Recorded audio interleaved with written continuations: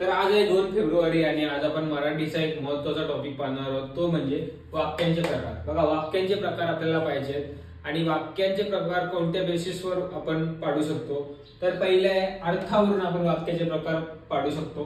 होकारार्थी किंवा नकारार्थी असे 2 प्रकार होतात. क्रियापदाच्या अर्थावरून वाक्याचे प्रकार पडतात आणि वाक्य रचनेवरून वाक्याचे प्रकार पडतात.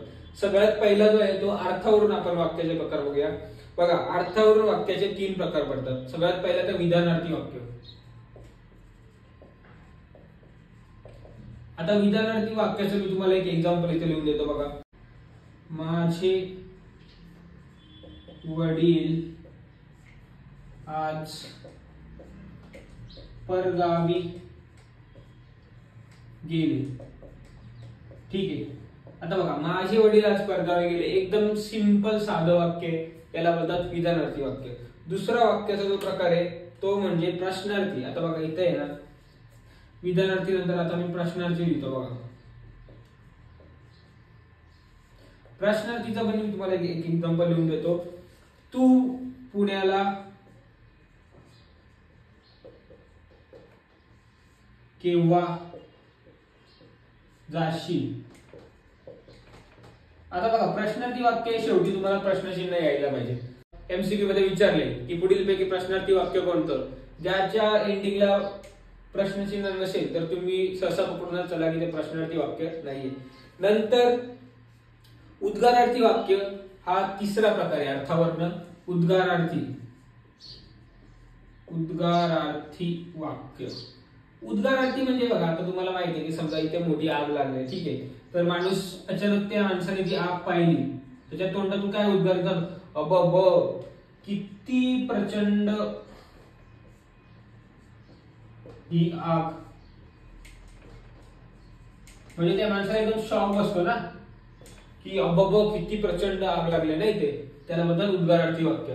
म्हणजे अर्थावरून वाक्याचे 3 प्रकार झाले: विधानार्थी वाक्य, प्रश्नार्थी, उद्गारार्थी. विधानार्थीचं तुम्हाला एक्झाम्पल लिहून दिले मी. माझे वडील आज परगावी गेले, एकदम सिंपल वाक्य असेल त्याला विधानार्थी बोलून टाकायचं. एक म्हणजे ते फक्त एक विधान आहे, ठीक आहे.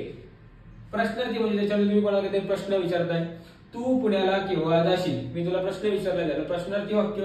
उद्गारार्थी म्हणजे अशी काहीतरी मी गोष्ट पाहिली की मला एकदम आश्चर्य वाटलं आणि माझ्या तोंडातून उद्गार निघाले की अबब किती प्रचंड ही आग, याला म्हणतात उद्गारार्थी वाक्य.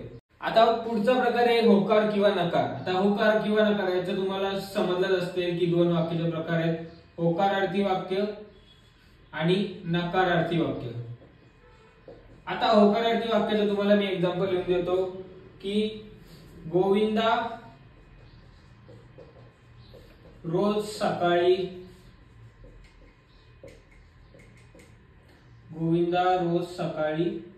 अभ्यास करतो. हे काय झालं, होकारार्थी वाक्य झालं. आता बघा, आणि नकारार्थी वाक्याचं एक्झाम्पल बघा, तुमचा मुलगा अभ्यास करत नाही. नाहीवर जरा मी जोर दिला इथे, कारण नाही, नको या अशा काही नकारार्थी शब्द असतात ना, ते ठरवतात की वाक्य नकारार्थी आहे. बघा, गोविंदा रोज सकाळी अभ्यास करतो ना तो, हो करतो, होकारार्थी वाक्य. तुमचा मुलगा अभ्यास करत नाही करत तो अभ्यास, नकारार्थी वाक्य. हे झाले होकार नकारावरून 2 प्रकार, होकारार्थी आणि नकारार्थी. पुढे बघा, क्रियापदाच्या अर्थावरून वाक्याचे 4 प्रकार पडतात. पहिला म्हणजे स्वार्थी, दुसरा म्हणजे आज्ञार्थी, त्यानंतर विद्यार्थी आणि संकेतार्थी.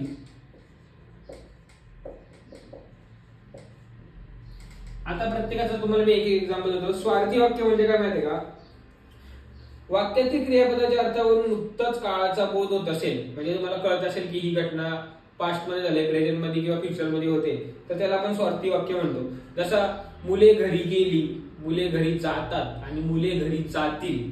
तर ह्या वाक्यामध्ये तुम्हाला कळतं ना की आपण त्याच्या काळाचा बोध देतोय त्या क्रियापदावरून, की जातात, गेली किंवा जातील, त्याला आपण बोलतो स्वार्थी वाक्य. आज्ञार्थी वाक्य म्हणजे काय बघा, की शिक्षक आपल्या मुलांना सांगतात, मुलांनो चांगला अभ्यास करा. एक प्रकारे शिक्षक आपल्या मुलांना काय आज्ञा देत आहे, त्याला म्हणतात आज्ञार्थी वाक्य. पुढे विद्यार्थी वाक्य म्हणजे तुमची काही इच्छा असेल किंवा काही तुमचा त्याला काय बोलतात कर्तव्य असेल, योग्यता असेल, शक्यता असेल तर त्या वाक्यांना विद्यार्थी वाक्य म्हणतात. म्हणजे मला परीक्षेत पहिला क्रमांक मिळावा, हे काय झालं वाक्य, हे झालं विद्यार्थी वाक्य, कारण की तुमची काय इच्छा आहे. किंवा मुलांनी वडिलांची आज्ञा पाळावी, हे काय कर्तव्य ना मुलांचं, मग याला काय बोलतात विद्यार्थी वाक्य. अशा वाक्यांना की ज्या वाक्यामध्ये तुम्हाला कर्तव्य, शक्यता, योग्यता, इच्छा या गोष्टींचा तुम्हाला बोध होत असेल वाक्यामधनं, तर आपण त्याला विद्यार्थी वाक्य होतं. संकेतार्थी वाक्य म्हणजे बघा, संकेतार्थी म्हणजे पाऊस पडला की हवेत गारवा येतो, पण पाऊस पडला तरच हवेत गारवा येतो ना, म्हणजे ते संकेत आहेत हवेत गारवा येण्याचे, काय की पाऊस पडलाय म्हणजे पाऊस पडून गेलाय, त्याला आपण बोलतो संकेतार्थी वाक्य. पाऊस पडला की हवेत गारवा येतो. पुढे बघा, वाक्य रचनेवरून वाक्य 3 प्रकार आहेत. एक म्हणजे केवल वाक्य, मिश्र वाक्य आणि संयुक्त वाक्य. तर बघा, केवल वाक्यामध्ये काय असतं माहितीये का, आम्ही जातो आमच्या गावा. आता आम्ही जातो आमच्या गावा हे काय एकच फक्त वाक्य. त्या वाक्यामध्ये असं नाही की 2 विधान आहेत, पहिलं विधान दुसऱ्या विधानावर डिपेंड आहे वगैरे, असं काही नाही. तेच मुख्य वाक्य आहे, मुख्य विधान आहे त्या वाक्यामधलं, म्हणजे त्याला म्हणतात केवल. ठीक आहे. आता मिश्रमध्ये काय असतं माहिती का, मिश्रमध्ये ना एक गौण वाक्य असतं आणि एक मुख्य वाक्य असतं. आता मला एक्झाम्पल देतो मिश्र वाक्याचं. बघा, जे चकाकते, जे चकाकते ते सोने नसते. आता मी तुम्हाला हे वाक्य समजा, मी जे चकाकते ना इथपर्यंत मी लपून ठेवलं आणि मी पुढे बोलते सोने नसते, ठीक आहे. पण मी काय बोलतो की जे चकाकते, हे पुढचं वाक्य मी तुम्हाला नाही बोललोय, वाक्याचा दुसरा भाग मी लपून ठेवलाय, ठीक आहे. ते एक विधान आहे आणि हे एक विधान आहे. तर बघा, जे चकाकते एवढंच मी तुम्हाला म्हटलं तर तुम्हाला कळणारच नाही की काय चकाकते, आहे का नाही. सोने नसते तर तुम्हाला ठीक आहे, तुम्हाला तेवढा जर मी तुम्हाला विधान सांगितलं तर तुम्हाला ठीक आहे सोने नाहीये, ठीक आहे. म्हणून यालाच काय बोलतात माहितीये का, याला बोलतात मुख्य विधान, याला बोलतात गौण विधान. कारण जे चकाकते ना याच्यावर डिपेंडंट आहे पूर्ण वाक्य होण्यासाठी. जे चकाकते ते सोने नसते, म्हणून हे पण केवल वाक्य आणि हे केवल वाक्य, पण हे केवल वाक्य आहे ते गौण आहे. कारण मी नुसतं जे चकाकते म्हटलं होतं तुम्हाला कळणारच नाही काय चकाकते, आहे का नाही. पण जे सोने नसते हे वाक्य जे आहे ना स्वतःवर डिपेंडंट, इंडिपेंडंट वाक्य, म्हणून आपण बोलतो की गौण आणि मुख्य वाक्य जेव्हा एकत्र येतात तेव्हा त्याच्यापासून म्हणतं मिश्र वाक्य. आता बघा, याच्यानंतर संयुक्त वाक्याचं आपण एक्झाम्पल बघूया. बघा, संयुक्त वाक्याचं एक्झाम्पल असं आहे की मी रोज सकाळी पहाटे उठतो आणि 1 तासभर अभ्यास करतो. बघा, आता मी रोज सकाळी पहाटे उठतो हे एक वाक्य आहे, ठीक आहे. ते वाक्य इंडिपेंडंट आहे. मी जर नुसतं अर्ध विधान जर तुम्हाला सांगितलं की मी रोज सकाळी पहाटे उठतो, तुम्ही मला ठीक आहे म्हणजे हे विधान परिपक्व आहे, पूर्ण आहे. आणि बोललो मी 1 तास अभ्यास करतो असं जरी मी तुम्हाला म्हटलं तर तुम्ही बोलाल हे विधान पण परिपूर्ण आहे. आणि दोन्ही विधान एकत्र आणली तर काय होतं, मी रोज सकाळी पहाटे उठतो आणि 1 तासभर मी अभ्यास करतो. आता ही दोन्ही वाक्य एकत्र आली आणि दोन्ही वाक्य एकमेकावर डिपेंडंट नाहीयेत, दोन्ही वाक्य पूर्ण वाक्य आहेत, म्हणजे दोन्ही वाक्य मुख्य वाक्य आहेत. याच्यामध्ये कसं होतं, जे चकाकते सोने नसते हे गौण होतं पहिलं, जे चकाकते, आणि हे मुख्य होतं. म्हणजे गौण प्लस मुख्य आलं तर मिश्र, आणि दोन्ही मुख्य प्लस मुख्य आली तर संयुक्त.